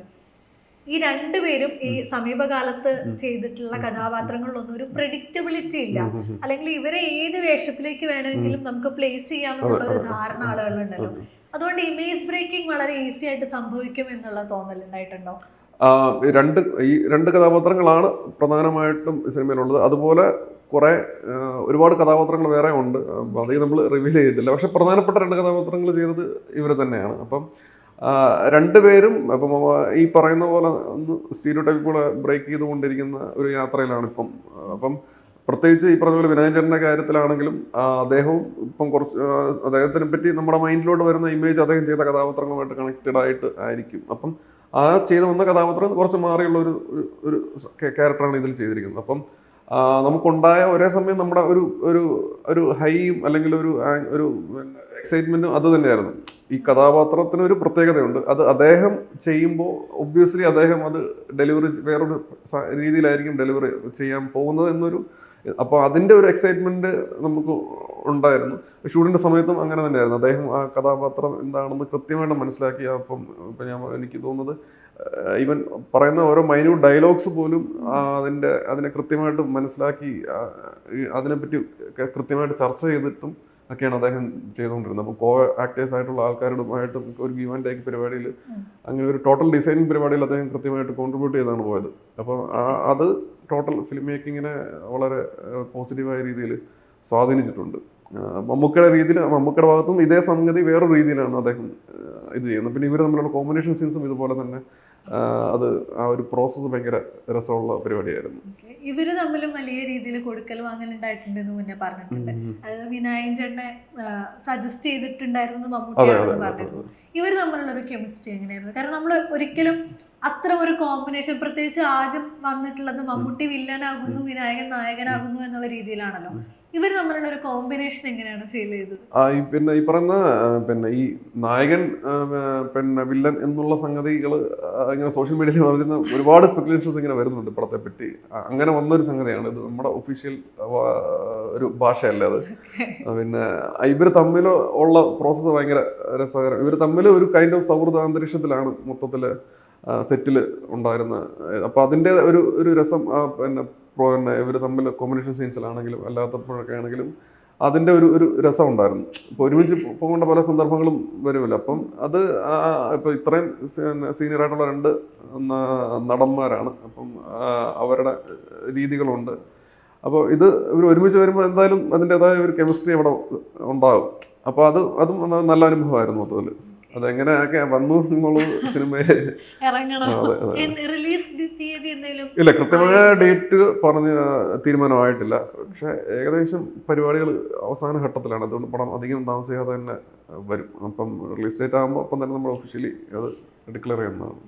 ഈ നവംബറിൽ തന്നെ ഷൂട്ടിംഗ് പാക്കപ്പ് ആയിട്ടുണ്ടായിരുന്നു. പക്ഷെ അതിനുശേഷം മമ്മൂട്ടിക്ക് ഒരു ബ്രേക്ക് എടുക്കേണ്ട അവസ്ഥ വന്നിട്ടുണ്ടായിരുന്നു. ആരോഗ്യ സ്ഥിതിയൊക്കെ അത് ഏതെങ്കിലും തരത്തിലുള്ള സിനിമയെ ബാധിക്കുകയും ഇല്ല. അത് മറ്റ് സിനിമകളെ പറ്റി എനിക്ക് പറയാനുള്ള അതോറിറ്റി ഇല്ല. നമ്മുടെ സിനിമ അങ്ങനെ ബാധിച്ചിട്ടില്ല. നമ്മുടെ സിനിമ അതിന്റെ പോസ്റ്റ് പ്രൊഡക്ഷൻ സ്റ്റേജിലാണ് നമ്മുടെ സിനിമ ഇപ്പം മുന്നോട്ട് പോകൊണ്ടിരിക്കുന്നത്. ഓക്കെ. ഈ പേര് കളങ്കാവൽ എന്ന് പറഞ്ഞ പേര് റിവീൽ ആയപ്പോൾ മുതൽ പലതരത്തിലുള്ള നേരത്തെ പറഞ്ഞ പോലത്തെ സ്പെക്കുലേഷൻസ് സോഷ്യൽ മീഡിയയിൽ ഉണ്ടാകുന്നുണ്ടല്ലോ. അതില് ഇൻട്രസ്റ്റിംഗ് ആയിട്ട് തോന്നിയൊന്ന് ഇത് തിരുവനന്തപുരത്തുള്ളൊരു വെള്ളായണി മാത്രമല്ല, തിരുവനന്തപുരത്തെ പല ദേവീ ക്ഷേത്രങ്ങളിലും ഉള്ള ഒരു ദേവി കാളിയൂട്ടുമായിട്ട് ബന്ധപ്പെട്ട് നടക്കുന്ന ഒരു റിച്വലാണത്. വെള്ളായണി അതിനകത്ത് ഒരു ഫേമസ് ക്ഷേത്രമാണെന്നേ ഉള്ളൂ. അതുപോലെ ഒരുപാട് ക്ഷേത്രങ്ങളുണ്ട്. ഇതിന് പിന്നിൽ എന്തോ ഒരു ഐതിഹ്യം ഉണ്ടെന്നും അത് സിനിമയായിട്ട് കണക്ട് ആവുന്നത് കൊണ്ടാണ് ആ പേര് സജസ്റ്റ് ചെയ്തതെന്നും പറഞ്ഞിട്ടുണ്ട്. ഈ അസുരനെ തേടിയുള്ള ദേവിയുടെ യാത്ര എന്നുള്ളത് തന്നെയാണോ അതിലെ ആ ഒരു ഐതിഹ്യം ഇതിന് ഒരു പ്രേരക ശക്തിയായിട്ടുണ്ടാവുമെന്ന് പറയാം. അത് ആ പേര് റെപ്രസെന്റ് ചെയ്യുന്ന ഐതിഹ്യം മാത്രമല്ല, കുറെ കൾച്ചറൽ റെഫറൻസുകളെയൊക്കെ അത് ക്യാരി ചെയ്യുന്നുണ്ട് ആ പേര്. ജിയോഗ്രഫിക്കലായിട്ട് ഉള്ള ചില പ്രത്യേകതകളും ഉണ്ട് ആ പേരിന്. പിന്നെ ഭാഷാപരമായിട്ടും പിന്നെ മലയാളത്തിൽ മാത്രമല്ല തമിഴിലും ഒരേ അർത്ഥമാണ് ആ പേര് കൺവേ ചെയ്യുന്നത്. ഇങ്ങനെ ഒരുപാട് ഘടകങ്ങളുണ്ട് ഇതിൽ. കുറേ ഘടകങ്ങൾ നമുക്ക് നമ്മുടെ സിനിമയുമായിട്ട് കണക്റ്റഡ് ആണ്, ഡയറക്റ്റ്ലി ഓർ ഇൻഡയറക്റ്റ്ലി. അതുകൊണ്ടാണ് ആ പേര് ചൂസ് ചെയ്തതും. അതിന്റെ ഡീറ്റെയിലിംഗ് നമുക്ക് സിനിമയിൽ നിന്ന് മാത്രമേ സിനിമ കണ്ട് മനസ്സിലാക്കി റിലേറ്റ് ചെയ്യാൻ പറ്റുന്ന കാര്യങ്ങളായിരിക്കും. ഈ പറഞ്ഞതുപോലെ തന്നെ ഒരു കഥയാകുന്നു, കഥ സിനിമയാകുന്നു, സിനിമ റിലീസാകുന്നു എന്ന് പറയുന്നത് നീണ്ട പ്രോസസ്സാണല്ലോ. ഇപ്പം നമ്മൾ ഇപ്പൊ കഥയെക്കുറിച്ച് ചിന്തിക്കുന്ന കാലഘട്ടത്തിലല്ല തീർച്ചയായിട്ടും അത് റിലീസാവുന്നത്. അത്രയും കാലം ഒരു സംവിധായകനെ സംബന്ധിച്ചിടത്തോളം ആ സമയത്തിൽ കൂടി ഇൻവെസ്റ്റഡ് ആണ്. അതിന് സമാന്തരമായിട്ട് തന്നെ സിനിമ മുന്നോട്ട് പോകുന്നുണ്ട്, അവിടെ മാറ്റങ്ങൾ വരുന്നുണ്ട്. ഇതിനോട് അപ്ഡേറ്റ് ആവുക എന്ന് പറയുന്നത് സംവിധായകനെ സംബന്ധിച്ചിടത്തോളം എക്സ്ട്രാ എഫേർട്ട് വേണ്ട പരിപാടിയാണല്ലോ. അങ്ങനെ തോന്നിയിട്ടുണ്ടോ? അതായത് ഫ്യൂച്ചറിസ്റ്റിക് ആയിട്ട് വേണം നമ്മൾ ചിന്തിക്കാൻ എന്നുള്ള ഒരു തോന്നലുണ്ടായിട്ടുണ്ടോ? അത് പറയുന്ന കാര്യം കറക്റ്റാണ്. ഇപ്പം അത് എല്ലാ സിനിമയ്ക്കും ബാധകമായിട്ടുള്ള ഒരു റിയാലിറ്റിയാണ്. ഇപ്പോൾ നമ്മളിപ്പോൾ ഒരു സിനിമ ചിന്തിച്ച് തുടങ്ങിയാൽ ഒബ്വിയസ്ലി അതിന് it will take some time. അതങ്ങനെ എന്നാലും സമയം ഇപ്പം നമ്മൾ കാണുന്ന സിനിമകളാണെങ്കിൽ പോലും കാണുന്ന എല്ലാ സിനിമകളും 2 3 ചിലപ്പം അതിനും കൂടുതലും വർഷങ്ങൾക്ക് മുമ്പേ ജനിച്ചിട്ടുള്ള സിനിമകളായിരിക്കും. അപ്പോൾ സിനിമയ്ക്ക് അതിൻ്റെതായ സമയം ആവശ്യമാണ്. അപ്പോൾ നമുക്കതിന് നമ്മൾ ഇത് ഔട്ട്ഡേറ്റഡ് ആകുമോ എന്ന ചിന്തയിൽ ഒരു പരിധിക്കപ്പുറം ബോധർ ചെയ്യുന്നതിൽ കാര്യമില്ലെന്ന് എനിക്ക് തോന്നുന്നു. പിന്നെ ഒബ്വിയസ്ലി സിനിമ ഒരു കോൺസ്റ്റന്റ്ലി ഇവോൾവ് ചെയ്തുകൊണ്ടിരിക്കുന്ന ഒരു സംഗതിയാണ്. ഞാൻ പറഞ്ഞ ഒരു പർട്ടിക്കുലർ സിനിമയുടെ കാര്യത്തിൽ പറയുന്നതാണ്. അത് ഒരുപാട് പേരുമായിട്ട് അതിനെപ്പറ്റി സംസാരിച്ച് പോകുമ്പോൾ അവരിൽ നിന്ന് കിട്ടുന്ന ഫീഡ്ബാക്സ് ഇതിനെ പിന്നെയും നമ്മുടെ മൈൻഡിലുള്ള സിനിമാറ്റിക് സങ്കല്പങ്ങളെ ഇങ്ങനെ എൻഹാൻസ് ചെയ്യിപ്പിച്ചുകൊണ്ടിരിക്കാം. ഇപ്പോൾ ഇന്ന് നമ്മൾ സെറ്റ് ചെയ്ത് വെച്ചിരിക്കുന്ന ഒരു സിനിമയുടെ തോട്ട് നമുക്ക് ഭയങ്കര എക്സൈറ്റിംഗ് ആയിരിക്കും. പക്ഷെ ഒരു കുറച്ച് ദിവസങ്ങൾ കഴിഞ്ഞിട്ട് നമ്മൾ അതിനകത്ത് കുറേ മാറ്റങ്ങൾ വരുത്തിയിട്ട് പിന്നെ ഇതിലോട്ട് നമ്മൾ ഒന്നും കൂടെ റീവൈൻഡ് ചെയ്ത് നോക്കിയാൽ അത് ആ എക്സൈറ്റ്മെൻറ്റ് ഇപ്പോൾ നിലനിൽക്കുന്നില്ലായിരിക്കും. അത് ഫിലിം മേക്കിങ്ങിൽ ഒരു ബേസിക്കലി സംഭവിക്കുന്ന ഒരു സംഗതിയാണ്. അത് പിന്നെ എനിക്കൊന്ന് കൃത്യമായ സിനിമ എന്താണെന്ന് മനസ്സിലാക്കി അതിൻ്റെ സ്ക്രീൻ പ്ലേയുടെ പരിപാടിയിൽ തന്നെ അത് അടിസ്ഥാനപരമായിട്ട് മനസ്സിലാക്കിയിട്ട് നമുക്ക് അതിനകത്തുനിന്ന് എപ്പോഴും മാറ്റങ്ങൾ വരുത്താനുള്ള ഒരു തുറവി ഉണ്ടെങ്കിൽ അത് നല്ലതാണെന്ന് എനിക്ക് തോന്നിയിട്ടുണ്ട്. സിനിമയെ ഗുണപരമായിട്ട് മാറ്റത്തിന് പിന്നെ എല്ലാ ഫിലിം മേക്കേഴ്സ് അങ്ങനെ ആവണമെന്നില്ല. ചിലർ അവർ ആദ്യമേ കൺസീവ് ചെയ്ത് എഴുതി വെച്ചിരിക്കുന്ന സാധനത്തിൽ തന്നെ സ്റ്റിക്ക് ഓൺ ചെയ്യുന്നവരുമുണ്ട്. അങ്ങനെയല്ല കോൺസ്റ്റന്റ്ലി മാറ്റം വരുത്തി കൊണ്ടിരിക്കുന്നവരുണ്ട്. അപ്പം ഇത് ഏതാണ് ബെറ്റർ എന്നോ മോശമെന്ന് പറയാൻ പറ്റില്ല. അത് സബ്ജക്റ്റീവായിട്ടുള്ള സംഗതിയാണ്. ഇതിൻ്റെ ഇടയിൽ എവിടെ നിൽക്കാനാണ് ഞാൻ ശ്രമിച്ചിട്ടുള്ളത്. മുമ്പ് കുറുപ്പ് എന്ന ചിത്രത്തിന്റെ തിരക്കഥയാണ് എഴുതിയിട്ടുള്ളത്. ഇപ്പം ഈ സിനിമയും ലൂസ്ലി എവിടേക്കോ റിയൽ ഇൻസിഡൻസുമായിട്ട് കണക്റ്റഡ് ആണെന്ന് മുൻപ് പറഞ്ഞിട്ടുണ്ട്. ഒരു ഇൻസിഡന്റ് അല്ലെങ്കിൽ ഒരു തോട്ട് മൈൻഡിൽ വന്നിട്ട് അതിനെ കഥയാക്കി അല്ലെങ്കിൽ സിനിമയ്ക്ക് വേണ്ട കഥയാക്കി മാറ്റുക എന്ന് പറയുന്ന ഒരു പ്രോസസ് അല്ലേ? അതില് ജിതിന്റെ പരിപാടികൾ എന്തൊക്കെയാ? ഇപ്പം എന്താ പറയുന്നത്, ഇപ്പം റിയൽ ഇൻസിഡൻസിനെ ബേസ് ചെയ്ത് ഈ പറയുന്ന സിനിമ സംഭവിച്ച് യാദൃശ്യമായിട്ട് സംഭവിച്ചതാണ്. അതിനോടൊരു ഒബ്സഷൻ ഉണ്ടായിട്ട് സംഭവിച്ചതല്ല, അങ്ങനെ അങ്ങ് സംഭവിച്ചു പോയതാണ്. ഇപ്പം കൂടുതലും ഫിക്ഷണൽ പരിപാടികളാണ് ആലോചിക്കാറുള്ളത്. അപ്പം നമുക്കറിയാം ഇത്രയും വർഷങ്ങളുടെ ഒരു ചരിത്രമുണ്ട് സിനിമയ്ക്ക്. ഇപ്പം തന്നെ പ്രത്യേകിച്ച് നമ്മുടെ പ്രേക്ഷകർ ലോകത്തിലുള്ള എല്ലായിടത്തും അവൈലബിൾ ആയിട്ടുള്ള സിനിമകളുമായിട്ടും എക്സ്പ്ലോർ ചെയ്തുകൊണ്ടിരിക്കുന്ന ഒരു സമയം കൂടെയാണ്. അപ്പോൾ കഥകൾക്ക് തിരഞ്ഞെടുക്കുമ്പോൾ അത് കുറച്ച് ട്രിക്കി ആയിട്ടുള്ള ഒരു പരിപാടിയാണ്. അപ്പോൾ ഈ പറയുന്ന ഘടകങ്ങൾക്കെല്ലാം അപ്പുറത്ത് നമ്മൾ ആസ് എ ഫിലിം മേക്കർ അല്ലെങ്കിൽ നമ്മുടെ ഉള്ളിലുള്ള പ്രേക്ഷകനെ എക്സൈറ്റ് ചെയ്യിക്കുന്ന എന്തെങ്കിലും ഒരു എലമെൻറ്റ് ഉണ്ടെങ്കിലായിരിക്കും നമുക്കത് ചെയ്യാനുള്ള ഒരു ത്വര ഉണ്ടാകുന്നത്. പക്ഷെ അതൊരു ഇനീഷ്യൽ എക്സൈറ്റ്മെൻ്റ് ആയിരിക്കും പലപ്പോഴും.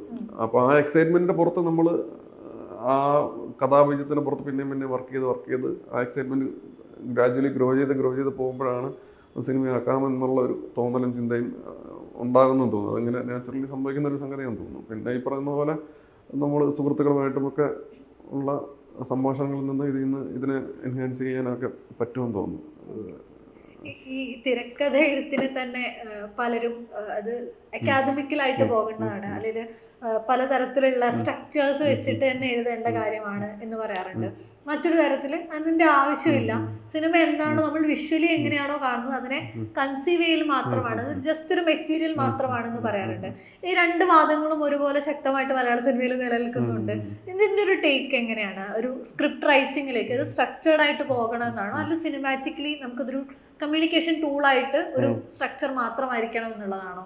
അൾട്ടിമേറ്റ്ലി സിനിമ എന്ന് പറയുന്നത് ഇതിനൊക്കെ തിരക്കഥയ്ക്ക് അപ്പുറത്ത് ഒരു ഓഡിയോ വിഷ്വൽ ഒരുപാട് സംഗതികളുടെ ഒരു അക്യുമുലേഷൻ അതിനകത്ത് സംഭവിക്കുന്ന ഒരു സംഗതിയാണ്. അപ്പം അതിനകത്ത് ഏറ്റവും അടിസ്ഥാനപരമായിട്ട് വേണ്ട ഒരു കാര്യങ്ങളിലൊന്ന് ഫോർ ഫിലിം മേക്കർ വേണ്ട സംഗതികളിലൊന്നാണ് തിരക്കഥയിലുള്ള ഗ്രാഹ്യവും രചനയിൽ ഉണ്ടാകേണ്ട രചിക്കാനുള്ള കഴിവ് വേണമെന്നല്ല, പക്ഷെ അത് ജഡ്ജ് ചെയ്യാനുള്ള ഒരു കഴിവ് തീർച്ചയായിട്ടും വേണ്ട ഒരു ഫിലിം മേക്കർക്ക് അത്യാവശ്യമായിട്ട് വേണ്ട ഒരു സംഗതിയാണെന്ന് ഞാൻ വിശ്വസിക്കുന്നുണ്ട്. പിന്നെ ഇത് പറയുന്ന പോലെ ഈ സ്ട്രക്ചർ വൈസ് പോകണോ വേണ്ട എന്നൊക്കെ ഉള്ളത് സബ്ജക്റ്റീവായിട്ടുള്ള കാര്യങ്ങളാണ്. ഓരോരുത്തർക്കും എഴുത്തിന് ഓരോരോ രീതികളായിരിക്കും ഫോളോ ചെയ്യുന്നത്. അപ്പം അതിൽ നമ്മൾ കുറേ രീതിയിൽ ട്രൈ ചെയ്ത് അവസാനം നമ്മൾ ഇപ്പോൾ നിലവിൽ ആയിരിക്കുന്ന അവസ്ഥയായിരിക്കും നമ്മൾ ഏറ്റവും കോൺഫിഡൻ്റ് ആയിട്ടുള്ള ഒരു പാത്ത് എന്ന് പറയുന്നത്. അപ്പോൾ അതിനെ സ്വാഭാവികമായിട്ട് ഫോളോ ചെയ്താൽ മതി എന്നുണ്ട്. ഇപ്പോൾ നമ്മളിപ്പോൾ ഇപ്പം 3 ആക്ട് സ്ട്രക്ചറും ഇങ്ങനെയുള്ള സംഗതികൾ എന്ന് പറയുന്നത് സക്സസ്ഫുൾ ആയിട്ടുള്ള സിനിമകളുടെ പുറത്ത് പഠനം നടത്തി ഡിറൈവ് ചെയ്തെടുത്തിട്ടുള്ള സംഗതികളാണ്. അതിൽ ഏറ്റവും സക്സസ്ഫുൾ ആയിട്ടുള്ളവർ അതിനെ ഫോളോ ചെയ്തിട്ട് അങ്ങനെ ചെയ്തവരല്ല. സക്സസ്ഫുൾ ആയ ആൾക്കാർ അതിനുശേഷം മറ്റുള്ളവർ അതിൽ നിന്ന് പഠനം നടത്തി ഡിറൈവ് ചെയ്തെടുത്തിട്ടുള്ള സംഗതികളാണ്. ഇതിനെക്കുറിച്ചൊക്കെ ഒരു ബോധ്യം ഉണ്ടാകുന്നത് നല്ലതാണ്. പക്ഷെ അടിസ്ഥാനപരമായിട്ട് ക്രിയേറ്റിവിറ്റി എന്ന് പറയുന്ന സാധനം വേറൊരു രീതിയിൽ ഇവോൾവ് ചെയ്ത് വരേണ്ടതാണെന്ന് എനിക്ക് തോന്നുന്നു. അത് സ്വാഭാവികമായിട്ട് പിന്നെ ഞാൻ കുറച്ച് ഓരോരുത്തർക്കും ഓരോ രീതിയാണ്. ഞാനിപ്പം ഒരു സബ്ജക്റ്റ് ഇങ്ങനെ ചെയ്യണമെന്നൊരു ആഗ്രഹം തോന്നി വർക്ക് ചെയ്താൽ അത് കുറേ തവണയായിട്ട് ആലോചിച്ച് ഒരു മൊത്തം സിനിമാറ്റിക് സ്ട്രക്ചർ എങ്ങനെയാണെന്നൊരു ബേസിക്സ് സാധനത്തിലൊരു ആത്മവിശ്വാസം വന്നിട്ടേ അവസാനം എഴുത്തിലോട്ട് കയറാറുള്ളൂ. അത് കുറച്ചൊക്കെ ചിലപ്പോൾ ഒരു കൈൻഡ് ഓഫ് മടിയുള്ളത് കൊണ്ടൊക്കെ ആയിരിക്കാം. അവിടെ എൻ്റെ ഒരു രീതി അങ്ങനെയാണ്. അങ്ങനെ അല്ലാതെ സ്വാഭാവികമായിട്ടും ഇങ്ങനെ എഴുതി പോകുന്നവരുമുണ്ട്. അത് ഈ രണ്ട് രീതിയിലും നല്ല സിനിമകൾ സംഭവിക്കാറുണ്ട്. അത് ഓരോരുത്തരും സ്വയം വിശകലനം ചെയ്ത് താങ്കളുടെ രീതിക്കനുസരിച്ച് ചൂസ് ചെയ്യേണ്ട പാത്തുകളാണെന്ന് തോന്നുന്നു. ജനറലൈസ് ചെയ്ത് ഇങ്ങനെയാണെന്ന് പറയാനായിട്ട് ബുദ്ധിമുട്ടുണ്ട്. വളരെ ഡിപ്ലോമാറ്റിക് ആയിട്ട് ഞാൻ എൻ്റെ രീതി ഇങ്ങനെയാണ് എന്നേ പറയുന്നുള്ളൂ. ഈ ആദ്യ സിനിമയുടെ ആദ്യ ഷോട്ട് എന്ന് പറയുന്നത് എല്ലാവരും വളരെ സ്പെഷ്യൽ ആയിട്ട് പറയാറുള്ളതാണ്. പ്രത്യേകിച്ച് മമ്മൂട്ടി നായകനായിട്ട് വരുന്നു, ഇത്രയും വലിയ ആന്റിസിപ്പേഷൻ ഉള്ള ഒരു സിനിമയുടെ ഫസ്റ്റ് ഷോട്ട് വെക്കാണ്. What was there in your mind? അപ്പോൾ വേറെ ഒരു കൈൻഡ് ഓഫ് ഒരു സർറിയലിസ്റ്റിക് ഫീൽ ആയിരുന്നു. അഭിനയൻ ചേട്ടനും ജിമിൻ ചേട്ടനും ഒക്കെ ഉള്ള ഒരു ഷോട്ടായിരുന്നു. ആദ്യം നമ്മൾ കന്യാകുമാരിക്കടുത്ത് മുക്കം എന്ന് പറയുന്ന ഒരു സ്ഥലത്ത് കോഴിക്കോട് അല്ലല്ല, കന്യാകുമാരിക്ക് അടുത്ത് ഒരു മുക്കം എന്ന് പറയുന്ന ഒരു ബീച്ച് ഏരിയ ഉണ്ട്. അവിടെ വെച്ചിട്ടാണ് അത് ചെയ്തത്. അപ്പം പിന്നെ ആദ്യം കുറച്ച് ഈ ചടങ്ങുകളും പരിപാടികളൊക്കെ കഴിഞ്ഞിട്ട് ഇങ്ങനെ വന്നിട്ട് പിന്നെ അങ്ങനെ ഒരു കോംപ്ലിക്കേറ്റഡ് ഷോട്ട് അല്ലായിരുന്നു നമ്മൾ ഡിസൈൻ ചെയ്ത് വെച്ചിരുന്നത്. അപ്പം അതുകൊണ്ട് കുറച്ച് കൂളായിരുന്നു, എന്നാൽ വേറൊരു ഫീൽ ഉണ്ടായിരുന്നു അതിൽ. അതങ്ങനെ അങ്ങ് പോയി. അതും ഈ പറഞ്ഞ പോലെ നമുക്കൊരു ചെറിയൊരു ടെൻഷൻ ഉണ്ടായിരുന്നു. ഇത് എങ്ങനെയാണ് നമ്മൾ ആദ്യമായിട്ട് ചെയ്യുന്നതാണല്ലോ, എന്തൊക്കെ പറഞ്ഞാലും അവർക്കും ആ ടെൻഷൻ ഉണ്ടായിരുന്നിരിക്കാം. അപ്പോൾ പിന്നെ അതും ഇതുപോലെ തന്നെ ഭയങ്കരമായ കോംപ്ലിക്കേറ്റഡ് പരിപാടി അല്ലായിരുന്നു അന്ന് ഡിസൈൻ ചെയ്ത് വെച്ചിരുന്നത്, ആദ്യത്തെ ഷോട്ട്സ്. അപ്പോൾ അതുകൊണ്ട് അങ്ങനെ ഭയങ്കരമായിട്ട് ടെൻഷൻ അടിക്കേണ്ട സിറ്റുവേഷൻ അല്ലായിരുന്നു. ഇപ്പം നമുക്കിപ്പം നമ്മുടെ ക്രൂ മെമ്പേഴ്സും നല്ല എക്സ്പീരിയൻസ്ഡ് ആയിട്ടുള്ള ആൾക്കാരുണ്ടായിരുന്നു. ഇപ്പം ചീഫ് അസോസിയേറ്റ് ബോസ് ആയിട്ടൊക്കെ. അപ്പം പുള്ളിക്കാരനും നമ്മളിങ്ങനെ ഡിസ്കസ് ചെയ്ത് ഇതൊക്കെ ആ രീതിയിൽ തന്നെയാണ് നമ്മൾ ചാർട്ടിങ്ങും പ്ലാനിങ് ഒക്കെ ചെയ്തു വെച്ചിരുന്നത്. ത്രൂ ഔട്ട് ഷോർട്ട് ഡിവിഷൻ പരിപാടികളാണെങ്കിലും ചാർട്ടിങ് ആണെങ്കിലും ഒന്ന് ബ്രീത്തിങ് സ്പേസ് കിട്ടുന്ന രീതിയിൽ തന്നെയാണ് തുടക്കത്തിൽ പരിപാടികൾ ഇട്ട് പിന്നെ പിന്നെ പുതുക്കെ കയറുന്ന രീതിയിലായിരുന്നു. അപ്പോൾ അതുകൊണ്ട് അങ്ങനെ കാര്യമായ ടെൻഷൻ ഇല്ലായിരുന്നു. പക്ഷേ ഇങ്ങനെ തുടങ്ങി ഒന്ന് ഫ്ലോ ആയി കഴിഞ്ഞ് പിന്നെ അതൊരു എക്സൈറ്റ്മെൻറ്റിൻ്റെ ഒരു രീതിയിൽ അങ്ങ് പോയി. നല്ല അനുഭവമായിരുന്നു. ഈ മോണിറ്ററിന് പുറകിലുള്ള പലപ്പോഴും പലരും പറയാറുണ്ട് വളരെ സ്റ്റണ്ണിങ് ആയി നിന്ന് പോയിട്ടുള്ള സന്ദർഭങ്ങൾ ഉണ്ടായിട്ടുണ്ട്. പ്രത്യേകിച്ചും പെർഫോം ചെയ്യുന്ന ആർട്ടിസ്റ്റുകൾ ഉണ്ടാകുന്ന സമയത്ത് അതിൻ്റെ ഒരു പീക്കിൽ നമ്മളത് നിന്നു പോകുന്ന സന്ദർഭങ്ങൾ ഉണ്ടായിട്ടുള്ളത്. ഇതിനെ സംബന്ധിച്ചിടത്തോളം ഈ കളങ്കാവലിന്റെ പ്രോസസ്സിൽ അങ്ങനെയുള്ളൊരു മൊമെന്റ് എന്തായിരിക്കും? അങ്ങനെ ഭയങ്കരമായിട്ട് നമുക്ക് എക്സൈറ്റ്മെന്റും ഗൂസ് ബംസും കിട്ടിയ മൊമെന്റ്സ് ഇതിനകത്ത് കൃത്യമായിട്ട് ഉണ്ടായിട്ടുണ്ട്. അത് ഫിലിം മേക്കിങ്ങിനെ പറ്റി പറയുന്നതാണ്. ഫൈനൽ ഔട്ടിൽ ഇങ്ങനെയുള്ള സംഗതികൾ കാണുന്നവർക്ക് ചിലപ്പോൾ അത് അത്രയും കിട്ടുമോ ഇല്ല എന്നുള്ള വേറൊരു സംഗതിയാണ്.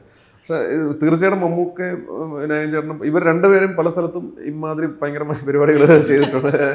അപ്പോൾ അത് നമുക്ക് പേഴ്സണലി നമുക്ക് ലൈഫ് ലോങ് ഓർത്തിരിക്കാൻ പറ്റുന്ന തരത്തിൽ എനിക്ക് പേഴ്സണലി എനിക്ക് മാത്രമല്ല അത് ത്രൂ ഔട്ട് സെറ്റിനും അങ്ങനെ കിട്ടിയിട്ടുണ്ട്. അത് അങ്ങനത്തെ മൊമെന്റ്സ് ഉണ്ട്. പക്ഷെ അത് എനിക്ക് തോന്നുന്നു സിനിമ ഇറങ്ങിക്കഴിഞ്ഞാൽ അതെന്താണ് എങ്ങനെയാണെന്ന് ഡീറ്റെയിൽ ആയിട്ട് പറയാനായിട്ട് ഇപ്പം പറയുന്നതിന് പരിമിതികളുണ്ട്. പക്ഷെ അത് എനിക്ക് തോന്നുന്നു ഇപ്പം ഈ ഫിലിം മേക്കിങ്ങിൽ ആ ഒരു ഹോൾ പ്രോസസ്സിൽ ഇമാതിരി ചില അനുഭവങ്ങളാണ് നമുക്ക് ഭയങ്കരമായിട്ട് നമുക്ക് ചെറിഷ് ചെയ്യാൻ പറ്റുന്നതെന്ന് തോന്നുന്നു. അത് ഈ സിനിമയിൽ തീർച്ചയായിട്ടും ഉണ്ടായിട്ടുണ്ട്. മുമ്പ് ഖാലിദ് റഹ്മാൻ പറഞ്ഞൊരു കാര്യം ഉണ്ടായല്ലോ, അപ്പൊ മമ്മൂട്ടിയുടെ അടുത്ത് റീടേക്ക് പറയുന്ന സമയത്ത് മൂന്ന് ടേക്ക് തരുന്നത് പറയുന്നത് അത്തരത്തിലുള്ള ഒരു എക്സ്പീരിയൻസ് ആണോ ഉണ്ടായിരുന്നത്? അല്ല, അങ്ങനെയല്ല. അതായത് നമ്മൾ ഒരു ഷോട്ട് ഡിസൈൻ ചെയ്ത് ഒരു പരിപാടി ചെയ്യും. അപ്പോൾ ആ ഷോട്ട് ഡിസൈൻ ചെയ്ത് വെച്ചിരിക്കുന്ന എന്താണെന്ന് കൃത്യമായിട്ട് നമ്മൾ ഷോട്ട് സീൻ എടുക്കുന്നതിന് മുന്നേ പോയി അവരോട് കമ്മ്യൂണിക്കേറ്റ് ചെയ്യാറുണ്ട്. അപ്പം അവർ അത് വെച്ചിട്ടായിരിക്കും ഒരു സെറ്റിലോട്ട് വരുന്ന അവരപ്പോഴായിരിക്കും അവർക്ക് കൃത്യം വിഷ്വൽ ലാംഗ്വേജ് എന്താണെന്ന് അവർക്ക് ചിലപ്പോൾ കിട്ടുന്നത്. അപ്പോൾ ആ വിഷ്വൽ നമ്മൾ ഡിസൈൻ ചെയ്ത് ഡിസൈനിനകത്ത് അവർക്ക് എന്താണ് ഡെലിവർ ചെയ്യാൻ പറ്റുന്നതെന്ന് ആ മൊമെന്റ്സിലായിരിക്കും അവർ ഡിസിഷൻ എടുക്കുന്നത്. അങ്ങനെ വന്നിട്ട് നമ്മൾ ഒട്ടും പ്രതീക്ഷിക്കാത്ത ചില സംഗതികൾ അവർ തരും. അങ്ങനെ ഉണ്ടായ അനുഭവങ്ങളെ പറ്റിയാണ് ഞാൻ ഉദ്ദേശിച്ചത്. അതെ. തീർച്ചയായിട്ടും നമ്മൾ ആ പ്രോസസ്സിനെ പറ്റിയാണ് കേട്ടോ പറയുന്നത്. ഫിലിം മേക്കിംഗ് പ്രോസസ് ഇതൊക്കെ ഫൈനൽ ഔട്ട് വേറെ സംഗതികളാണ്. ഫൈനൽ ഔട്ടിൽ കണ്ടുകൊണ്ടിരിക്കുന്ന പ്രേക്ഷകരെ സംബന്ധിച്ച് ഏറ്റവും കൂടുതൽ ഹൈ കിട്ടുന്നത് വേറെ ചില മൊമെന്റ്സ് ആയിരിക്കാം. ചിലപ്പോൾ ഇത് തന്നെ ആയിരിക്കാം. അത് വേറൊരു സബ്ജക്റ്റീവ് ആയിട്ടുള്ള സംഗതിയാണ്. ഇത് വേറൊരു സംഗതിയാണ്. മുജീബ് മജീദാണ് ഇതിന്റെ സംഗീതം ഒരുക്കുന്നത്. ഇപ്പം കിഷ്കിന്ധാകാന്ഡത്തിൽ തന്നെയാണെങ്കിലും വളരെ ഹോണ്ടിങ് ആയിട്ട് ഒരു ത്രില്ലർ സിനിമയെ സംബന്ധിച്ചിടത്തോളം നമ്മൾ മ്യൂസിക്കിന് എത്രത്തോളം പ്രാധാന്യം ഉണ്ട് എന്നുള്ള ചോദ്യം നിൽക്കുമ്പോഴാണ് അതിനെ വളരെ ഡീപ്ലി ഹോണ്ടിങ് ആയിട്ടുള്ള സംഗീതം അദ്ദേഹം തരുന്നത്. ഇപ്പൊ കളങ്കാവലിനെ സംബന്ധിച്ചിടത്തോളം ഏകദേശം അതുപോലെ ത്രില്ലർ സ്വഭാവത്തിൽ അല്ലെങ്കിൽ പാട്ടുകൾക്ക് നമ്മൾ ഒറ്റ നോട്ടത്തിൽ ഇത്രയും ഇമ്പോർട്ടൻസ് ഉണ്ട് പ്രതീക്ഷിക്കാത്തൊരു സിനിമയാണല്ലോ. മുജീബ് മജീദിന്റെ ഒരു കോൺട്രിബ്യൂഷൻ, അദ്ദേഹമായിട്ടുള്ള ഒരു വർക്കിംഗ്. അദ്ദേഹവുമായിട്ട് എനിക്ക് മുന്നേ പരിചയമൊന്നും ഉണ്ടായിരുന്നില്ല. എനിക്കൊന്ന് ഷൂട്ട് തുടങ്ങുന്നതിന് കുറച്ച് മുന്നേ വരെയും നമ്മൾ കുറേ മ്യൂസിക് ഡയറക്ടർ എന്നുള്ള രീതിയിൽ കുറേ ഓപ്ഷൻസിനെ പറ്റി ഇങ്ങനെ ചർച്ചകൾ നടക്കുന്നുണ്ടായിരുന്നു. അപ്പം ഷൂട്ട് തുടങ്ങുന്ന ഒരു പരിപാടി തീരുമാനം പെട്ടെന്നാണ് സംഭവിക്കുന്നത്. അപ്പം ആ ഒരു സമയത്ത് കിഷ്കിന്ധാകാന്ഡം റിലീസ് ചെയ്ത ഒരു സമയമായിരുന്നു. അപ്പം എൻ്റെ ഒരു സുഹൃത്താണ് ഇങ്ങനെ മെസ്സേജ് അയച്ചത്, മ്യൂസിക് ഡയറക്ടർ നിങ്ങൾ ഫിക്സ് ചെയ്തോ, ചെയ്തില്ലെങ്കിൽ ഇത് കണ്ടിട്ട് ഒരു തീരുമാനം എടുക്കാവുള്ളതെന്നൊക്കെ പറഞ്ഞു. അങ്ങനെയാണ് അപ്പുറം പോയി ഒന്ന് നമ്മൾ കാണാൻ പറ്റുന്ന ഒരു സിറ്റുവേഷൻ പക്ഷെ പോയി കണ്ടപ്പോഴത്തേനും അത് കണക്റ്റായി, ഭയങ്കരമായിട്ട് ഇഷ്ടപ്പെട്ടു. സിനിമയും ഭയങ്കര വേറൊരു തലത്തിൽ പോയൊരു സിനിമയാണ്. അതിനകത്ത് മ്യൂസിക് കൃത്യമായിട്ട് പടത്തിനെ എൻഹാൻസ് ചെയ്യാനായിട്ട് സഹായിക്കുകയൊക്കെ ചെയ്തിട്ടുണ്ടെന്ന് മനസ്സിലായി. അങ്ങനെയാണ് ഞാനിങ്ങനെ പ്രൊഡക്ഷനിൽ ഇങ്ങനെ ഒരു സജഷൻ കൊടുക്കുന്നത്. അവർക്കും അത് ഓക്കെ ആയിരുന്നു. അങ്ങനെ അപ്പം അങ്ങനെയാണ് അദ്ദേഹത്തെ, അത് വളരെ നല്ലൊരു തീരുമാനം തന്നെയായിരുന്നു എന്ന് പിന്നെ കുറച്ചും കൂടെ ബോധ്യപ്പെട്ടു എന്ന് പറയാം. കാരണം അദ്ദേഹം ആ രീതിയിൽ കോൺട്രിബ്യൂട്ട് ചെയ്തിട്ടുണ്ട്. പിന്നെ ഇതിൽ പിന്നെ ഒറിജിനൽ സോങ്ങിന് ഒരുപാട് പാട്ടുകളുള്ള സിനിമ അങ്ങനെ ഒരു സ്വഭാവമല്ല ഇത്. പക്ഷെ ഒറിജിനൽ സോങ്ങിന് ഒരു കൈൻഡ് ഓഫ് ഇമ്പോർട്ടൻസ് സിനിമയുടെ കഥാഗതിയിൽ തന്നെ ഉണ്ട്. അതിലും അദ്ദേഹം വളരെ നല്ല രീതിയിൽ കോൺട്രിബ്യൂട്ട് ചെയ്തിട്ടുണ്ട് എന്നാണ് എൻ്റെ പേഴ്സണലായിട്ടുള്ള. ഈ മുമ്പ് കുറുപ്പ് റിലീസ് ചെയ്യുന്ന സമയത്ത് നേരത്തെ പറഞ്ഞ പോലെ വലിയ രീതിയിൽ ആളുകൾ പ്രതീക്ഷ കൽപ്പിച്ച സിനിമയായിരുന്നു. കോവിഡിന് ശേഷം തുറക്കുന്നത് തന്നെ 50% ഓക്യുപ്പൻസിയിലാണെങ്കിൽ പോലും അത് വലിയ രീതിയിൽ വിജയമായിട്ടുള്ള സിനിമയാണ്. ആ സമയത്ത് ഒരു എക്സ്പീരിയൻസ് എന്തായിരുന്നു? അത് അൾട്ടിമേറ്റ്ലി അത് പിന്നെ ആ സിനിമയുടെ വിജയത്തിന് പ്രധാനപ്പെട്ട കാരണം അതിന്റെ സംവിധായകന്റെ കാഴ്ചപ്പാടുകളും പരിപാടികളൊക്കെയാണ്. എന്നാലും നമ്മുടേതായ ഒരു ഇതിൽ വരുന്ന സിനിമയെന്ന്. അപ്പം അന്നും ഇതുപോലെ തന്നെ സിനിമ റിലീസിന് മുന്നേ തന്നെ ഭയങ്കരമായ ഒരു ടെൻഷനും ആങ്സൈറ്റിയും ഉണ്ടായിരുന്നു. എന്താ സംഭവിക്കുമ്പോൾ നമുക്കൊന്ന് ആദ്യത്തെ ഒരു അനുഭവം പോലെയാണല്ലോ. പിന്നെ ഇറങ്ങിക്കഴിഞ്ഞ് വളരെ നല്ല രീതിയിൽ ആൾക്കാർ അതിനെ അക്സെപ്റ്റ് ചെയ്തു. അപ്പം ഭയങ്കര ഒരു ഹാപ്പിനെസ്, എക്സൈറ്റ്മെൻറ്റും ആയിരുന്നു. എല്ലാവരും അതിനെപ്പറ്റി നല്ല രീതിയിൽ സംസാരിക്കുകയൊക്കെ ചെയ്തപ്പം ഒരുപാട് സന്തോഷവും ഇതും തോന്നി, കോൺഫിഡൻസോടെ. അതിൽ തന്നെ അതിനിടയിൽ ഒരു വിവാദം അത് സൃഷ്ടിച്ചിരുന്നു. ഇതിന് ഹീറോയ്ക്കാക്കി റെപ്രസെന്റ് ചെയ്യുന്നു, അതിനെതിരെ അദ്ദേഹത്തിന്റെ വീട്ടുകാർ വന്നിട്ടുണ്ടായിരുന്നു. അതിനെ എങ്ങനെയാണ് ഫേസ് ചെയ്തത്? അല്ലെങ്കിൽ ഇപ്പം നമ്മൾ ചരിത്രം വില്ലനാണെന്ന് കൽപ്പിച്ചിട്ടുള്ള ഒരാളെ വില്ലൻ എന്ന ഹീറോ ആയിട്ട് അവതരിപ്പിക്കുക കൂടിയാണല്ലോ. അത് ഒരു പ്രോബ്ലമാറ്റിക് ആയിട്ട് ഫീൽ ചെയ്തിട്ടുണ്ടായിരുന്നു. അതിനകത്ത് പിന്നീട് സിനിമയ്ക്ക് ശേഷം ഉണ്ടായിട്ടുള്ള ഒരു ജഡ്ജ്മെന്റ് എന്തായിരുന്നു? അത് കുറച്ച് കോംപ്ലിക്കേറ്റഡ് ആയിട്ടുള്ള ഒരു സിനാരിയോ ആണ്. അത് ടോട്ടൽ സിനാരിയെ പറ്റി പറയുന്നതാണ്. പിന്നെ അത് ബേസിക്കലി കുറുപ്പ് എന്ന് പറയുന്ന കഥാപാത്രത്തിന് പ്രേരകമായിട്ടുള്ള ചില സംഗതികളുണ്ട്. അപ്പം ആ വ്യക്തി എന്ന് പറയുന്നത് ചെയ്ത പ്രവൃത്തി നെഗറ്റീവാണ്, അതൊക്കെ ശരിയാണ്. പക്ഷെ അൾട്ടിമേറ്റ്ലി അത് ഒരു വില്ലൻ അതിനേക്കാളൊക്കെ ഉപരി അതൊരു കോൺ ആർട്ടിസ്റ്റ് ആയിരുന്നു. അത് ഞാൻ മുന്നേ പറഞ്ഞിട്ടുണ്ട്, കോൺ ആർട്ടിസ്റ്റാണ്. അപ്പം കോൺ ആർട്ടിസ്റ്റുകളുടെ ഒരു പ്രത്യേകത എന്ന് പറഞ്ഞാൽ അവരെപ്പോഴും ഭയങ്കര ചാമിങ് ആയിരിക്കും. എല്ലാവരും ഭയങ്കരമായിട്ട് കൺവിൻസ് ചെയ്യുന്ന, എല്ലാവർക്കും ഒരു അട്രാക്ഷൻ തോന്നുന്ന രീതിയിൽ എപ്പോഴും ബിഹേവ് ചെയ്യുകയൊക്കെ ചെയ്യുന്ന ആൾക്കാരായിരിക്കും. അൾട്ടിമേറ്റ്ലി അവരുടെ ഒരു പെരിഫറൽ പ്രൊജക്ഷൻ ആ രീതിയിലായിരിക്കും. അപ്പം നമുക്ക് അങ്ങനെ ഒരു കഥാപാത്രത്തെ എടുത്ത് ചെയ്യുമ്പോൾ അങ്ങനെ ഉള്ള ചില കാര്യങ്ങൾ കാണിക്കേണ്ടതായിട്ട് വരും. പിന്നെ കുറേ സംഗതികൾ എനിക്ക് ഒരു പരിധിക്കപ്പുറം അതിനകത്ത് ഒരു അതോറിറ്റി ആയിട്ട് പറയാൻ പരിമിതികളുണ്ട്. കാരണം സംവിധായകന്റെ ടേക്കാണ് അതിനകത്ത് നിർണായകമായിട്ടുള്ള ചില സംഗതികൾ. പക്ഷെ ആ സിനിമയിൽ ആ കഥാപാത്രത്തെ അങ്ങനെ കാണിക്കാൻ ഇടയായ അങ്ങനെ ചില സമയം അങ്ങനെ തോന്നിയിട്ടുണ്ടെങ്കിൽ അതിന്റെ പ്രധാനപ്പെട്ട കാരണം അതൊരു കോൺ ആർട്ടിസ്റ്റ് ആയതുകൊണ്ടാണെന്നുള്ളതാണ് എൻ്റെ ഒരു പ്രധാനപ്പെട്ട കാരണം. പിന്നെ വേറെ ഫിലിം മേക്കിങ്ങുമായിട്ട് ബന്ധപ്പെട്ട് വേറെ പല ഘടകങ്ങളും ഉണ്ട് അതിനകത്ത്. അത് ഒബ്വിയസ് റീസൺസ് ഉണ്ട് അതിൽ. ഇതിപ്പം കളങ്കാവില് വരുന്നതിന് മുന്നേ തന്നെ സയനൈഡ് മോഹനന്റെ കഥയാണ് എന്നുള്ള രീതിയിൽ പ്രചരിക്കപ്പെട്ടിട്ടുണ്ടായിരുന്നു. അത് ബേസ് ചെയ്തുകൊണ്ടുള്ള പലതരത്തിലുള്ള ഫാൻമൈ ടീസറുകൾ വന്നിട്ടുണ്ടായിരുന്നു. എത്രത്തോളം ലൂസ്ലി കണക്റ്റഡ് ആവുന്നുണ്ട് ഇത് റിയൽ സ്റ്റോറീസുമായിട്ട്? ഇത് പിന്നെ സയനൈഡ് മോഹനെ ബേസ് ചെയ്താണെന്ന് നമ്മൾ ഒരിടത്തും അഡ്മിറ്റ് ചെയ്യുകയോ പറയുകയോ അങ്ങനെ ഒന്നും ചെയ്തിട്ടില്ല. അത് എവിടുന്നോ ഏതോ ഒരു സോഴ്സിൽ നിന്ന് വന്ന് സ്പ്രെഡ് ആയിട്ടുള്ളൊരു ന്യൂസാണ്. അതിനകത്ത് നമുക്കൊരു ടേക്ക് എടുക്കാൻ പറ്റില്ല. പക്ഷേ ഇത് ഒന്നിൽ കൂടുതൽ റിയൽ ലൈഫ് ഇൻസിഡൻറ്റുകളിൽ നിന്നും പ്രചോദനം ഉൾക്കൊണ്ടിട്ട് എഴുതപ്പെട്ടിട്ടുള്ള ഒരു തിരക്കഥയാണ്. പക്ഷെ അത് ആ റിയൽ ലൈഫ് ഇൻസിഡൻറ്റുകളെയോ അതിനകത്ത് ഇൻവോൾവ് ആയിട്ടുള്ള വ്യക്തികളെയോ ഒരു പരിധിക്കപ്പുറം ഫോളോ ചെയ്യാനായിട്ടുള്ള ശ്രമം ഇതിനകത്ത് ഉണ്ടായിട്ടില്ല. അൾട്ടിമേറ്റ്ലി ഈ പറയുന്ന ഇൻസ്പിറേഷനിൽ നിന്ന് അപ്പുറത്ത് അതിൽ നിന്ന് നമ്മുടെ മനസ്സിലോട്ട് വന്ന ഒരു സിനിമാറ്റിക് സങ്കല്പം ഉണ്ടായിരിക്കുന്നു. അതിനെ എങ്ങനെ എൻഹാൻസ് ചെയ്യാമെന്ന് മാത്രമേ നോക്കിയിട്ടുള്ളൂ. അപ്പം അതിന് ആവശ്യമായിട്ടുള്ള ചില ഇൻഫർമേഷൻസും ചില സംഗതികളും ആ സോഴ്സ് മെറ്റീരിയൽസിൽ നിന്ന് എടുത്തു എന്നതിനപ്പുറം ബേസിക്കലി ഇറ്റ്സ് എ ഫിക്ഷൻ. ആ ഫിക്ഷണൽ പരിപാടിയെ അതിൻ്റെ ഒരു ഇവല്യൂഷനെ എങ്ങനെ എൻഹാൻസ് ചെയ്യാമെന്ന് മാത്രമേ നോക്കിയിട്ടുള്ളൂ. അപ്പോൾ ആ സിനിമാറ്റിക് സങ്കല്പത്തിനെ മാത്രമേ ഫോളോ ചെയ്യാൻ നോക്കിയിട്ടുള്ളൂ. ഈ പറഞ്ഞ പോലെ സമൂഹ മാധ്യമങ്ങൾ വലിയ രീതിയിൽ ആഘോഷിച്ചുകൊണ്ടിരിക്കുകയാണ് ഇപ്പം തന്നെ കളങ്കാവൽ. പ്രത്യേകിച്ച് മമ്മൂട്ടി തിരിച്ചു വരുന്നു എന്നൊക്കെ തരത്തിലുള്ള ചർച്ചകൾ വരുന്ന സമയത്ത്, അതുകൂടാതെ ഇപ്പം അവാർഡിന്റെ ചർച്ചകളൊക്കെ നടന്നുകൊണ്ടിരിക്കുകയാണ്. അവിടെ എല്ലാം മമ്മൂട്ടിയും കളങ്കാവലും സജീവമാണല്ലോ. ഇത് തരുന്നൊരു പ്രഷർ ഉണ്ടോ, അല്ലെങ്കിൽ ഇത് തരുന്നൊരു ഹാപ്പിനെസ് ആണോ ഉള്ളത്? ഇത് ഇപ്പം എന്തൊക്കെ പറഞ്ഞാലും സിനിമ ആൾക്കാരിലോട്ട് എത്തുമ്പോൾ അത് ഇങ്ങനെ ഒരു സിനിമ വരുന്ന കാര്യം കൂടുതൽ ആൾക്കാരിലോട്ട് എത്തുന്നത് നമ്മളെ സംബന്ധിച്ച് സന്തോഷം തരുന്ന ഒരു കാര്യമാണ്. അങ്ങനെ ആൾക്കാരിലോട്ട് എത്തേണ്ടത് ഇന്നത്തെ കാലത്തിൻ്റെ ഒരു അനിവാര്യത കൂടെയാണെന്ന് തോന്നുന്നു സിനിമയെ സംബന്ധിച്ച്. അത് ആ ഒരു സന്തോഷമുണ്ട്. പിന്നെ പ്രഷർ, അങ്ങനെ ഒരു പ്രഷർ ഇതുവരെ അങ്ങനെ തോന്നിയിട്ടില്ല. ഇനിയിപ്പം പടത്തിന്റെ റിലീസിനോട് അടുക്കുമ്പോൾ തോന്നുന്നില്ലേ എന്ന് അറിഞ്ഞുകൂടാ. നമ്മളിപ്പം നമ്മൾ ചെയ്തുകൊണ്ടിരിക്കുന്ന സിനിമയെ നമ്മളെ കൊണ്ട് പറ്റുന്ന രീതിയിൽ നല്ല രീതിയിൽ ഡെലിവർ ചെയ്യാനുള്ള ശ്രമം അത് അങ്ങനെ ശ്രദ്ധിക്കുന്നുള്ളൂ. ഇങ്ങനെ ഒരു സമ്മർദ്ദം ഇതുവരെ അഫക്റ്റ് ചെയ്തിട്ടില്ല. ഇതില് പ്രത്യേകിച്ചും എടുത്തു പറയുന്നത് അദ്ദേഹത്തിന് ഫസ്റ്റ് ലുക്ക് വന്ന സമയത്ത് അതിലൊരു വില്ലത്തരം കൂടെയാണ് ആളുകളിലേക്ക് എത്തുന്നത്. അതുകൊണ്ടുകൂടെയാണെന്ന് തോന്നുന്നു വില്ലനാണ് എന്ന തരത്തിലുള്ള ചർച്ചകൾ ഉണ്ടാകുന്നത്. അത് തന്നെ കൊടുക്കണം എന്നുള്ള ഡെലിബറേറ്റ് ആയിട്ടുള്ള ഇന്റൻഷൻ ആയിരുന്നോ? ലൈക്ക് ഇദ്ദേഹത്തിനൊരു ഒരു ഡാർക്ക്നെസ് കൂടെ പുറത്ത് വരണം, പ്രൊജക്ട് ചെയ്യണം എന്നുള്ള തീരുമാനം ഉണ്ടായിരുന്നോ?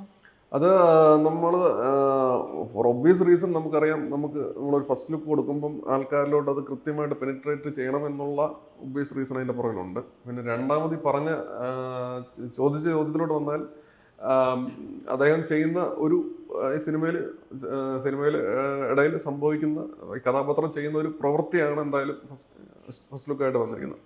അപ്പം ചെയ്യുന്ന ഒരു പ്രവൃത്തിയിൽ ഒരു ഇൻസ്റ്റന്റ് വെച്ചിട്ട് അത് ഡെവിളിഷ് ആണോ അല്ലെങ്കിൽ ഒരു വില്ലൻ ക്യാരക്ടർ ചെയ്യുന്നതാണോ എന്ന് നമുക്ക് ജഡ്ജ് ചെയ്യുന്നത് ശരിയായ കാര്യമാണെന്ന് തോന്നുന്നില്ല. കാരണം നമുക്ക് തന്നെ അറിയാം, ഇപ്പോൾ ഒരുപാട് സിനിമകളിൽ പ്രധാനപ്പെട്ട കഥാപാത്രങ്ങളും, ഞാൻ ഉദ്ദേശിക്കുന്നത് പ്രൊട്ടഗോണിസ്റ്റ് ആയിട്ടുള്ള ആൾക്കാർ തന്നെ ഇതിന് ഭീകരമായ വയലൻസുകളും പരിപാടികളും ചെയ്യുന്ന സിനിമകൾ വരുന്നുണ്ട്, ഇപ്പോൾ അത്ര പണ്ട് തൊട്ടുണ്ട്.